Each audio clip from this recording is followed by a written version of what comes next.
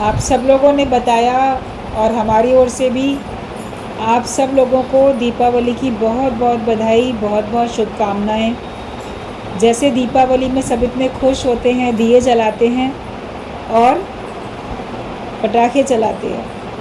तीसरी बात, मुंह मीठा कराते हैं, अपने को नया नया सा महसूस करते हैं। तो ये हमेशा अपने आप को ऐसे ही महसूस करें सब लोग। हर दिन नया दिन है, हर दिन नया दिन नए उत्साह के साथ सब शुरू करो, मनाओ और उत्साह के साथ, खुशी के साथ सबके जीवन में और अपने जीवन में मिठास भरें। मिठाई का लेना देना तो एक बात है, वो तो प्रतीक है, वो भी ओकेज़न पे अच्छा ही लगता है मुँह मीठा कराना, लेकिन जीवन में मिठास हो और अपने अंदर भी मिठास भरो। अपने अंदर कड़वाहट नहीं भरो, अपने अंदर मिठास भरें, दूसरे के अंदर भी हम मिठास भरें। हंसी खुशी, ठहाके, मुस्कुराहट, यही पटाखे हैं। यही तरह तरह के अनार, फुलझड़ियाँ, जो आपके पटाखे, बम, क्या क्या सब आप लोग चलाते हो, बच्चे बड़े खुश होते हैं। तो ये जो अपने जीवन में जो खुशियाँ हैं, खिलखिलाते हो, ठहाके लगाते हो, हंसते मुस्कुराते हो, ये ऐसे पटाखे आपके हमेशा चलते रहें। ज्ञान का दिया हमेशा जलता है। वो रोशनी तो हमारी 2-4 दिन चलेगी, कई लोग 3-4 दिन, हफ्ता भर तक भी अपने घर को पूरा रोशन किए रहते हैं। आखिरकार वो सब लाइटिंग उनको ऑफ करनी पड़ती है, लेकिन अपने जीवन में ज्ञान का प्रकाश हमेशा रहे। गुरु ज्ञान का दीपक मन मंदिर में हर वक्त जलाना पड़ता है। तो हमें अपने ज्ञान का दीपक अपने मन मंदिर में हमेशा जला के रखना है। एक पल भी हम अज्ञानता के अंधेरे में ना आ जाएं, क्योंकि सावधानी हटी तो दुर्घटना घटी। हमेशा हम लोग को सावधानी में रहना है। दीपक बुझने ना पाए, इसके लिए बाहर की हवा से बचाने के लिए हमको परहेज़ भी करना है। जगत से, जगत की बातों से, अंदर के मन के विचारों से, अंदर के मन के विकारों से, इन सब से अपने ज्ञान को सुरक्षित रखो, बचा के रखो, ताकि हमारा ज्ञान सुरक्षित रहे।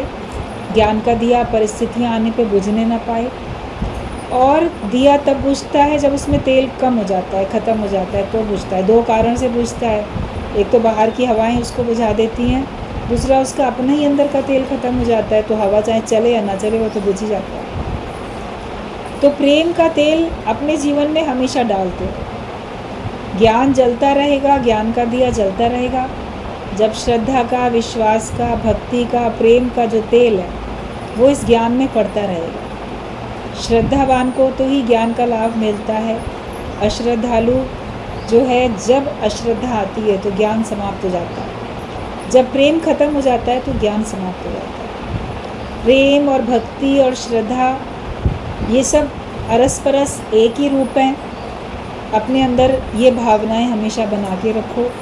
ईश्वर के प्रति प्रेम हो, ईश्वर की बनाई हुई सारी सृष्टि से, जड़ चेतन जो भी है, सबसे प्रेम हो, प्रेम की भावना हो, तो हमारा ये ज्ञान का दिया कभी बुझेगा नहीं। ये जगमग जगमग जलता रहे।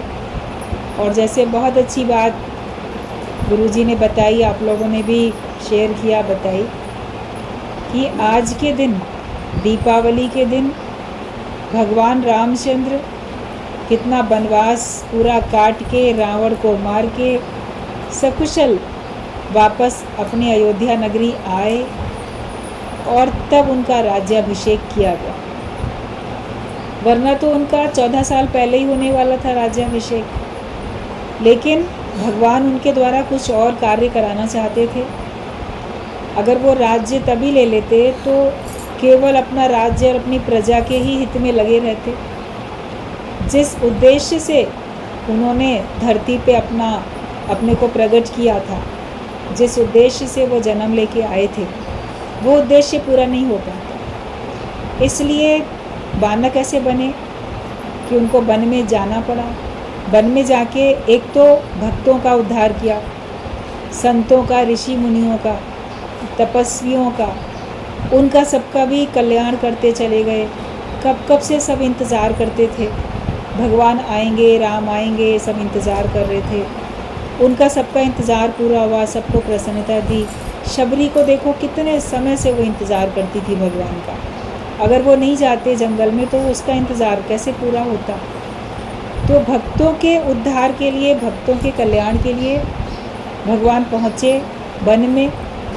और जो आसुरी प्रवृत्ति के लोग थे, राक्षसी प्रवृत्ति के जो लोग थे, राक्षस थे, जो सबको इतना सता रहे थे, जिनको कंट्रोल करना किसी के बस की बात नहीं थी, उनकी आसुरी शक्तियाँ इतनी बढ़ गई थी, उनका सबका भी नाश करना था भगवान को।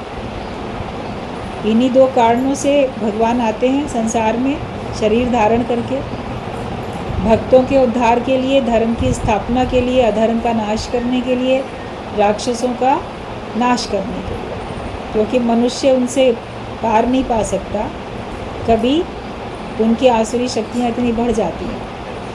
तो वो सब कार्य करने के लिए ही तो आए थे, तो इसलिए उनको वहाँ पे जाना ज़रूरी था।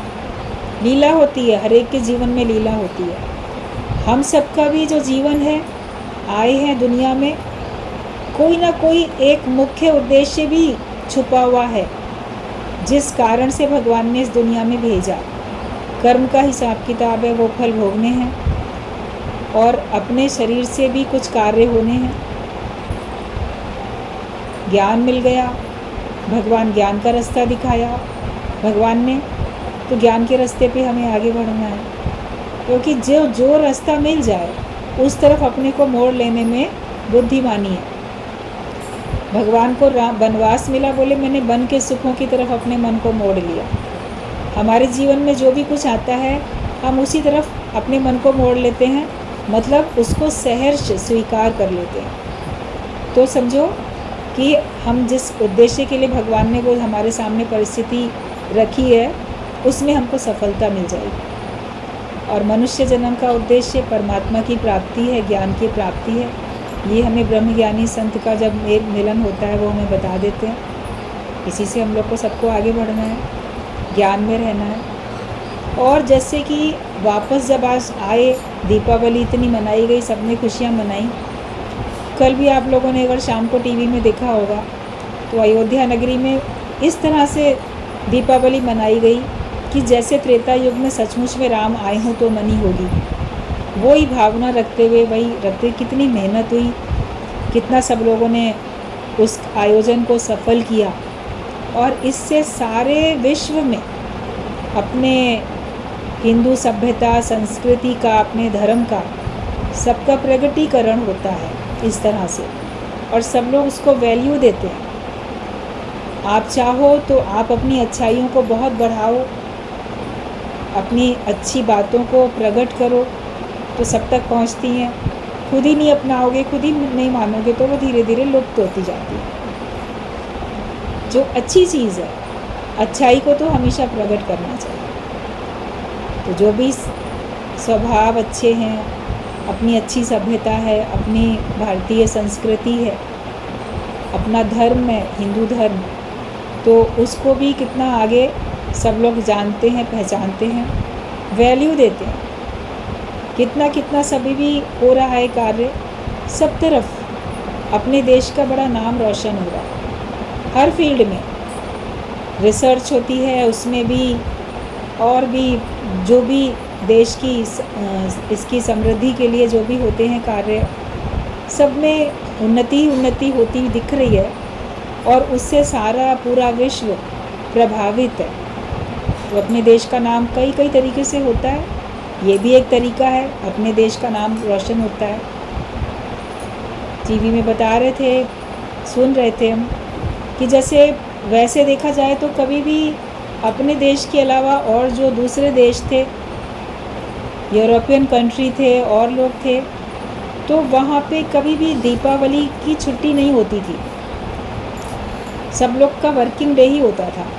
अपने देश में दीपावली के त्यौहार पे छुट्टी मिलती थी, और जगह नहीं होती थी कभी भी। लेकिन अब की बार उन्होंने अनाउंस किया कि नेक्स्ट दीपावली पे हम लोग छुट्टी देंगे। न्यूयॉर्क में, ऐसे अमेरिका में अनाउंसमेंट की गई। तो ये भी एक बड़ी उपलब्धि है कि दूसरे भी जो देश हैं वो भी इस, और अपने दीपावली मनाने वाले, इस धर्म को मानने वाले सब देशों में हैं ही।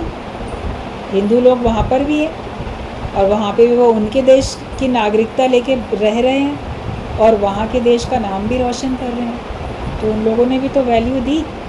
और भी कहाँ कहाँ देखो, जो मुस्लिम कंट्री हैं, दुबई वगैरह, और भी वहाँ भी कैसे अच्छे अच्छे मंदिर भी बड़े बड़े बने हैं। सब जान रहे हैं, मान रहे हैं। जिस भी धर्म में जो भी अच्छाइयाँ हैं, उस धर्म की अच्छाइयों को प्रकट होना ही चाहिए, कोई भी धर्म हो। लेकिन अगर उस धर्म का नाम लेके हम एक संकीर्णता में आते हैं तो उसको सब लोग नहीं अपनाते हैं। विशालता में आते हैं तो उसको सब लोग अपनाते हैं। प्रसन्नता हमें सबको बांटनी है, वही सबके लिए ज़रूरी है। खुशियाँ ही बांटनी है, वही ज़रूरी है। फिर राम का राज्य अभिषेक हुआ। उस समय नहीं राजा बने, आज बने वो राजा राम। तो राम राज्य शुरू हुआ। आज दीपावली से आप लोग भी अपने जीवन में बोलो राम राज्य शुरू है आज से।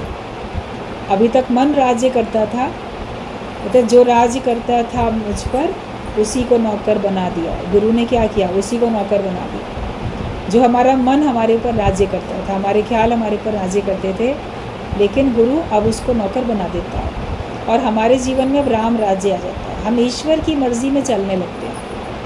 और ये बात हमेशा याद रखना कि राम राज्य में हमेशा इंसाफ होता है। राम राज्य में कभी बेइंसाफ़ी नहीं होती। राम राज्य में हर एक की बात सुनी जाती है, छोटे से छोटे की, बड़े से बड़े की, उसका भी पॉइंट ऑफ व्यू समझा जाता है। आज से ये सोचो कि मेरे जीवन में राम राज्य शुरू हो गया, मेरे जीवन में राम का राज्य है, राम मेरे जीवन को चला रहे हैं। तो राम अगर हमारे जीवन को चलाएंगे तो मुझे परेशानी कैसे होने देंगे। राम है तब तो हमारे जीवन में आराम ही आराम, प्रसन्नता ही प्रसन्नता है। इस भाव में हमेशा रहो कि राम का राज्य हो गया और हम खुशी मना रहे हैं। फिर आज के दिन में लक्ष्मी देवी का भी बड़ा महत्व है, पूजन होता है। सभी लोग लक्ष्मी गणेश की सब मूर्तियाँ, जो मिट्टी की मूर्तियाँ हैं वो नहीं लाते हैं। जिनके पास सोने चांदी या किसी भी धातु की मूर्तियाँ होती हैं उनको वो रख के उनकी पूजा करते हैं, क्योंकि लक्ष्मी भी प्रकट हुई थी दीपावली वाले दिन। जिस दिन लक्ष्मी प्रकट हुई थी तो यही दिन था जब समुद्र मंथन से निकली है लक्ष्मी, तो उनके भी प्रकटीकरण का दिन है। तो हमारे सबके जीवन में भी लक्ष्मी प्रकट हो जाए, हमारे पास भी लक्ष्मी आए और हम उसका जन्मदिन समझो मनाते हैं, उसका स्वागत करते हैं। और गणेश तो उनके साथ होते हैं भगवान। गणेश बुद्धि का प्रतीक है। बुद्धि सही होगी तो आप लक्ष्मी का सदुपयोग करोगे, बुद्धि सही नहीं होगी तो आप लक्ष्मी का सदुपयोग बिल्कुल नहीं कर सकते। गलत जगह पे आप उस लक्ष्मी का लेना देना करेंगे और खर्च करोगे, गलत चीज़ें खरीदोगे, उससे आपको नुकसान पहुंचेगा। लेकिन जब बुद्धि होगी, विवेक होगा, साथ में गणेश जी साथ में होंगे, तो फिर आपका जो भी कार्य होगा वो बड़ा शोभनीय होगा और आपको सुख देने वाला होगा। इससे हमेशा अपनी बुद्धि को सही रखने की भी प्रार्थना करनी चाहिए, इसीलिए वो की भी जाती है। और दूसरी बात ये भी है कि जैसे कहा जाता है चतुर्मास में कि 4 महीने तक विष्णु भगवान पाताल लोक में चले जाते हैं और इधर से जैसे वो योग निद्रा में चले जाते हैं। और वो अब जो इसके बाद जो आएगी एकादशी, देव उठानी एकादशी कहलाती है, तो तब वो कार्य करने के लिए तब जागृत हो जाएंगे, प्रकट होएंगे सबके लिए। तो फिर लक्ष्मी विष्णु को तो साथ में नहीं रखती हैं, क्योंकि वो तो अलग ही हैं एक तरीके से। वैसे तो भगवान हमेशा साथ में होते हैं, लेकिन जो गणेश हैं तो वो उनके एक तरीके से लक्ष्मी माता हैं, वो उनके मानस पुत्र हैं। और गणेश की तो पूजा सर्वप्रथम होती है। कोई भी पूजा करने से पहले श्री गणेश करते ना, श्री गणेशाय नमः। तो लक्ष्मी की पूजा करने से पहले आप गणेश जी की पूजा तो करोगे ही करोगे ना। और वो एक माँ है तो अपने पुत्र को, या जैसे वो समझो ब्रह्मा विष्णु महेश एक ही रूप, तीनों भाई अगर हुए तो उनको बेटा मानो या भाई का बेटा मानो, जैसे कि एक बड़ा पवित्र नाता होता है। लक्ष्मी का और गणेश का। और गणेश की पूजा पहले करनी ही करनी होती है, तब कोई और पूजा आपको करनी है। इस कारण से भी लक्ष्मी और गणेश साथ साथ रखे जाते हैं। हर प्रकार की लक्ष्मी हमारे जीवन में आए, ये हमें कोशिश करनी है। जब लक्ष्मी नाम सुनते हैं तो बस धन, रुपया, सोना, चांदी, प्रॉपर्टी, यही दिमाग में घूमती है ना सबके। यही लक्ष्मी है। लक्ष्मी की बड़ी कृपा हो रही है, मतलब कि खूब धन बरस रहा है।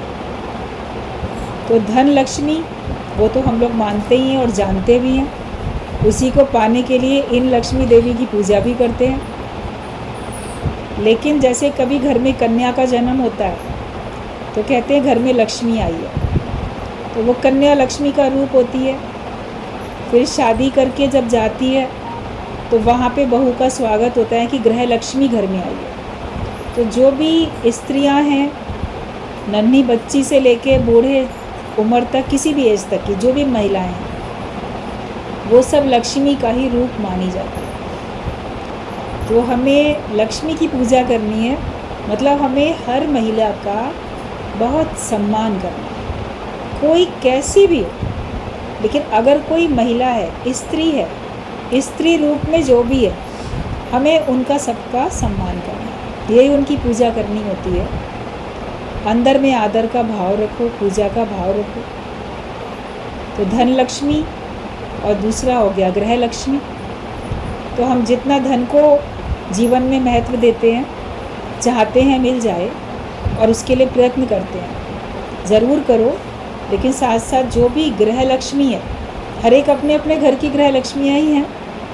और आपके घर में भी जितनी भी महिलाएं हैं, छोटी बच्ची से लेके बड़े उम्र तक के, आप उन सबको भगवान जान के उन सब का भी मान सम्मान करो, उन सब की पूजा करो, उन सब के दिल का आशीर्वाद मिले। हर एक के दिल का हमें आशीर्वाद मिले, हम ऐसा भाव रखें। तो जैसे कि वो धन हमको सुख देगा, ऐसे हर एक के जो हृदय का जो आशीर्वाद है वो भी हमको सुख देगा। पैसा बहुत है लेकिन आपके जीवन में प्यार नहीं है, लोग आपको प्रेम नहीं करते, नाराज़ रहते हैं, आपसे बात नहीं करते हैं, या आपको भला बुरा कहते हैं, तो भी तो आपका मन अशांत रहता है। लेकिन जब सर्वत्र आपको लगता है, जहाँ देखते हैं वहाँ प्रेम ही प्रेम है, आपका मन भी खुश रहता है। तो अगर आप महिलाओं का मान सम्मान करो, इज़्ज़त करो, तो आपके मन में भी संतोष रहेगा और वो निराकार भगवान भी खुश होंगे कि उनकी बनाई हुई जो भी कृतियाँ हैं उनका सबका हम मान सम्मान करते हैं। तो धन लक्ष्मी सबको पता है, गृह लक्ष्मी सब जानते हैं। फिर गृह लक्ष्मी को पाने का भी सब यत्न करते हैं। जैसे धन लक्ष्मी को पाने का करते हैं ना, शादी हो जाए, घर में लक्ष्मी आ जाए, गृह लक्ष्मी। अच्छा, घर में लड़की भी हो, कन्या भी हो, ताकि हम आगे चल के कन्यादान करने का भी पुण्य प्राप्त कर सकें। लड़की भी सब लोग चाहते हैं संतान के रूप में, तो वो भी ठीक है, उतना तक तो सब जानते हैं। लेकिन इसके साथ साथ हम सब जो हैं, धन के साथ, गृह लक्ष्मी के साथ एक होती है वैभव लक्ष्मी। तो वैभव लक्ष्मी को भी जानते हो कि हमारे पास धन भी हो, घर में परिवार भी हो और उसमें सब में संपन्नता दिखे, वैभव दिखाई दे। जैसे समृद्धि हो, वैभव दिखे, भरपूरता लगे। एक होता है ना, किसी के घर में बड़ी बरकत सी दिखती है, चाहे धन कम है लेकिन तो भी उनके घर में बड़ी बरकत सी दिखती है, अच्छा लगता है, वैभव सा दिखता है उनका, उसका अच्छा इस्तेमाल होता हुआ दिखता है। और कहीं बहुत धन होता है लेकिन तो भी उनके घर में वैभव दिखाई नहीं देता, ऐसे दरिद्रता टाइप की दिखती है या कलह क्लेश दिखता है, तो वो खुशी नहीं महसूस करता कोई। तो वैभव लक्ष्मी वो भी सब जानते हो, उसके लिए भी सब प्रयत्न करते हैं। कई बार तो हमें लोगों ने बताया वैभव लक्ष्मी की पूजा कर रहे हैं, उनका व्रत रख रहे हैं कि हमारे पास वैभव लक्ष्मी आएगी। उनका मतलब इनडायरेक्टली तो यही होता है कि धन दौलत मिले और उसको हम लोग अच्छे से खर्च करें तो हमारा समृद्धि दिखे, वहाँ भी तक जानते हो। लेकिन चौथी लक्ष्मी होती है आरोग्य लक्ष्मी, कि हमारे अंदर में आरोग्यता रहे, किसी प्रकार का रोग हमारे जीवन में ना आए। तो एक होते हैं मन के रोग, एक होते हैं तन के रोग। लेकिन आरोग्यता लक्ष्मी हमारे शरीर के रोग के लिए मुख्य मानी जाती है कि हमारा शरीर स्वस्थ रहे। इसके लिए भी लोग जागरूक हैं। खाने पीने का सब लोग कंट्रोल करते हैं, सभी लोग, और योगा वगैरह सब करते हैं। अपने को स्वस्थ रखने के तमाम तरह के उपाय सब करते हैं और उपाय करने भी चाहिए। निरोग रहना अति आवश्यक है। रोगी व्यक्ति अगर शरीर से आपका सही नहीं है, आपका शरीर में रोग है, तो आप कुछ भी कार्य नहीं कर सकते। एक बुखार भी आ जाए, आपका पूरा शरीर टूटने लगता है, जैसे बिस्तर पे ही लेटे रहोगे, कितनी परेशानी होती है। एक सर में दर्द हो, पेट में दर्द हो, खाना हजम ना हो, कोई कैसा भी रोग आपके शरीर में आ जाए, तो आपकी सारी खुशियाँ ख़त्म होने लगती हैं। तो आरोग्य लक्ष्मी के लिए भी हमको प्रयत्न करने पड़ते हैं और उसको भी सब चाहते हैं, लेकिन यहाँ तक सीमित रहते हैं। गुरु हमको बताते हैं और भी तरह की तो लक्ष्मी होती है, उसके आगे भी तो बढ़ो। फिर होती है संस्कार लक्ष्मी। हमारे अंदर में अच्छे संस्कार होने चाहिए। अच्छे संस्कार हमको माता पिता से, घर वालों से मिलते हैं, बड़े अपने घर के बड़े बुजुर्गों से मिलते हैं। नियम आचरण सही होता है, मर्यादित होते हैं। अभी रामचंद्र भगवान की पूजा क्यों इसलिए होती है कि मर्यादा पुरुषोत्तम राम कहलाते हैं। उन्होंने अपनी मर्यादा का पालन किया। हर एक मर्यादा से गिर ना जाए, लेकिन मर्यादित होके रहे, मर्यादा का पालन करके चले।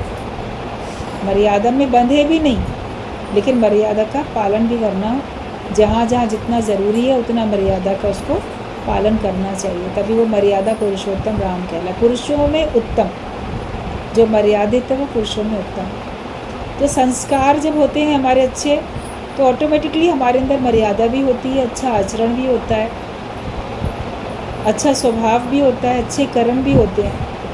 कहते हैं ना, इसके संस्कार ही ऐसे हैं, जो ये बड़े अच्छे काम कर रहा है, इसके संस्कार ही ऐसे हैं जो बड़े बुरे काम कर रहा है, इसको अच्छे संस्कार नहीं मिले।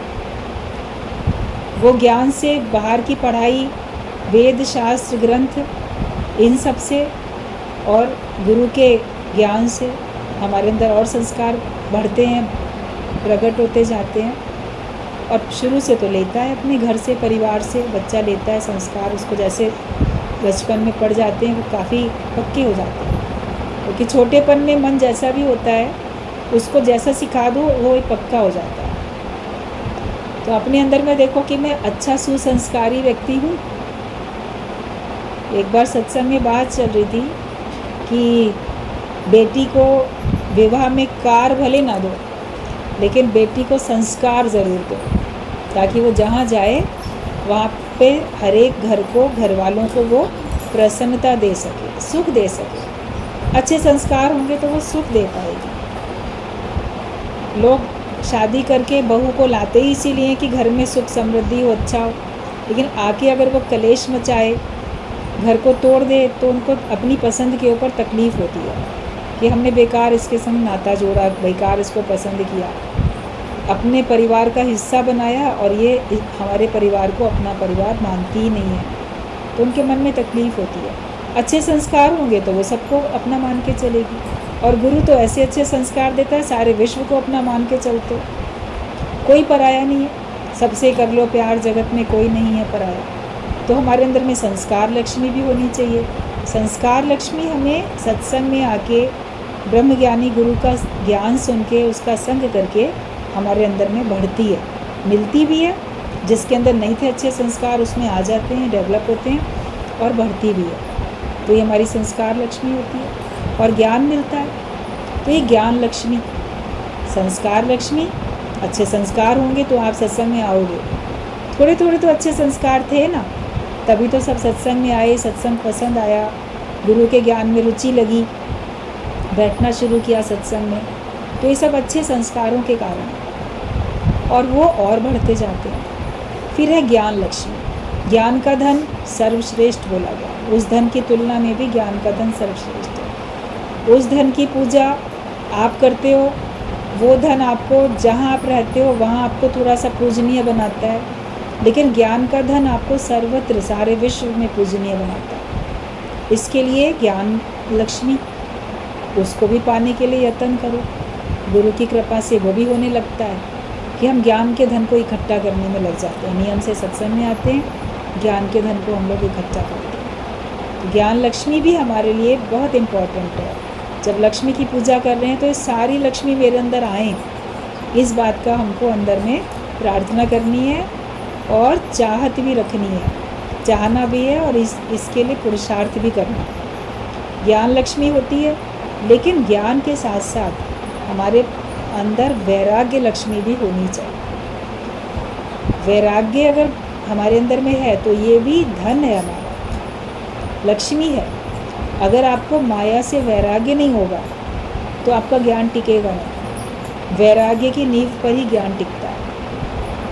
किसी को ज्ञान तो बहुत होता है, आप ही लोग कई बार बताते हो हमारे घर के बड़े बुज़ुर्गों में वो बड़ा ज्ञानी था, वो बहुत ऐसा था, या फलाना बड़ा ज्ञानवान है, लेकिन उसके अंदर वैराग्य अगर नहीं है तो उसका ज्ञान उसको जो फल देना चाहिए वो नहीं दे पाता।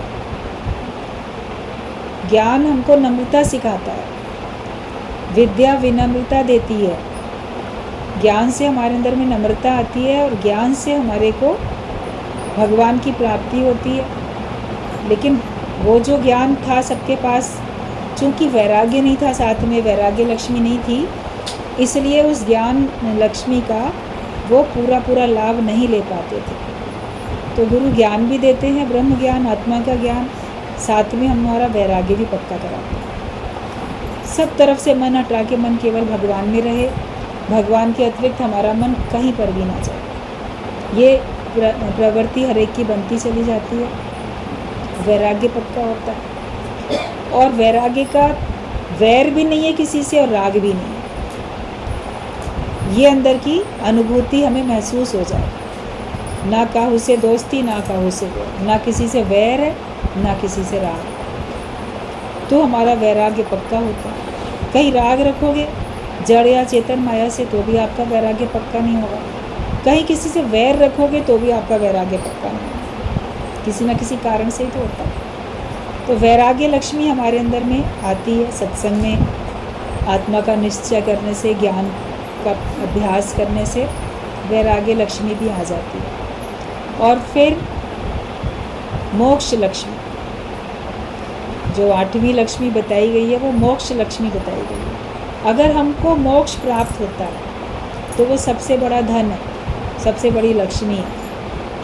आए ही है मोक्ष प्राप्त करने के लिए, मनुष्य जीवन मिला ही है मोक्ष प्राप्त करने के लिए कि हम मुक्त होके जिएं, जीवन मुक्ति का भी आनंद लें और शरीर छूटने के बाद दोबारा इस नश्वर शरीर को, नश्वर माया को प्राप्त करने के लिए इस जगत में, मृत्यु लोक में मुझे दोबारा आना ना पड़े। मैं ऐसे अमर लोक में पहुंच जाऊं जहां पे जाने के बाद मुझे मृत्यु लोक में आना ना पड़े। जब मोक्ष हमको अंदर से मुक्ति का निश्चय हो जाता है, हर प्रकार के मोह का क्षय हो गया और हम अपने आत्म स्वरूप में स्थित हो जाते हैं, अपने को ब्रह्माकार वृत्ति में पक्का कर लेते हैं, तो फिर हमारे को मोक्ष लक्ष्मी की प्राप्ति हो जाती है। तब हमको लगेगा कि वास्तव में मेरे ऊपर लक्ष्मी की कृपा हो गई। केवल धन मिल गया तो मत समझना लक्ष्मी देवी की कृपा हुई है, लेकिन लक्ष्मी देवी की कृपा तब मानना जब ये सारी लक्ष्मी आपको प्राप्त हो गई, तब आप समझो कि वास्तव में आपके ऊपर लक्ष्मी की कृपा है। और लक्ष्मी की कृपा है भगवान के कारण से। लक्ष्मी नारायण की दासी है। जहाँ नारायण है वहाँ लक्ष्मी विराजमान है। जहाँ नहीं है भगवान तो वहाँ लक्ष्मी कैसे रहेगी? तो नारायण जिसके हृदय में है, भगवान जिसके हृदय में है, तो लक्ष्मी अपने सारे रूपों में हमारे इर्द गिर्द हमारी सेवा करने के लिए रहती ही रहती है। दीपावली भी मनाओ, लक्ष्मी की पूजा भी करो, लेकिन ज्ञान को पूरी तरह से समझ के हम खुद दूसरे का मान सम्मान करें। जो देंगे सो पाएंगे। हमारी दृष्टि में सभी भगवान का रूप हो जाएं तो सब हमको भगवान की दृष्टि से ही देखेंगे। दूसरा पहले मुझे भगवान देखे, मैं बाद में उसको देखूंगा, ये बात नहीं। अच्छा काम हमको पहले से खुद शुरू करना, हम अच्छा काम खुद शुरू कर दें। तो दीपावली में शाम को सब लोग लक्ष्मी की पूजा करेंगे आप लोग, आप सबके ऊपर हर प्रकार की लक्ष्मी की कृपा बनी रहे, ये हमारी ओर से आपके लिए सबके लिए शुभकामनाएं हैं। आप सब लोगों को दीपावली की बहुत बहुत बधाई एक बार फिर से। और सब लोग अपने आप को हमेशा बहुत प्रसन्न रखो, बहुत खुश रखो, ज्ञान के हिसाब से अपना जीवन बना के अपने जीवन को सफल करो और सबको ये ब्रह्म ज्ञान दे के सबका जीवन सब लोग सफल बनाते चलो। सबको दीपावली की बहुत बधाई, शुभकामनाएं।